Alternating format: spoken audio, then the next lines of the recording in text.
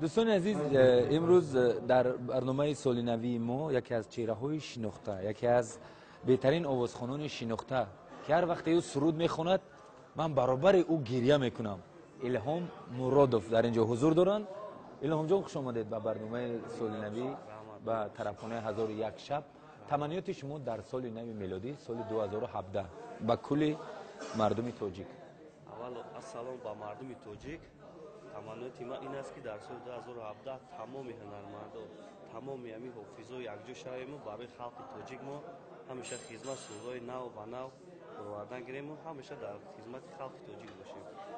دیده باشن سال نو همتون مبارک باشه. دوستم نداشتی چرا تنهام گذاشتی، تنهام گذاشتی چرا دوستم نداشتی، پیمان گو بستی چرا پیمان شکستی، هرچی که داشتی بیا میکنه ماشتی، بیا میکنه ماشتی، بیا میکنه ماشتی، چرا دوستم نداشتی چرا تنهام گذاشتی، با دل چی که نداشتی بیا میکنه ماشتی، چرا دوستم نداشتی چرا تنها گذاشتی، آخر گناه ندارم چرا دل میسوزانی،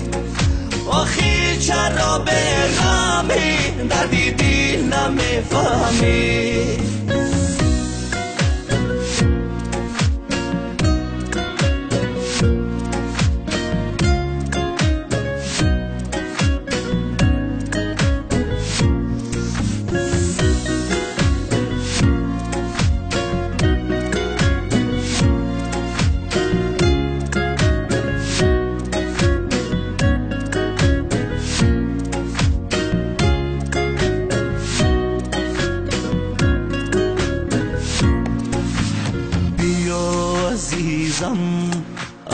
از غمان میسوزم اگر نایی به تو من دلگیرم، دوست میدارم آخر خانه ویرانه، از زندگی سرم بیا به تو میمیرم، بیا به تو دلگیرم، بیا به تو میمیرم، چرا دوستم نداشتی چرا تنهام گذاشتی، با دل چی که نداشتی بیا میکنه ماشتی، چرا دوستم نداشتی چرا تنها گذاشتی، آخر گناه ندارم چرا دل میسوزانی، آخر چرا به غمی دردی دل نمیفهمی.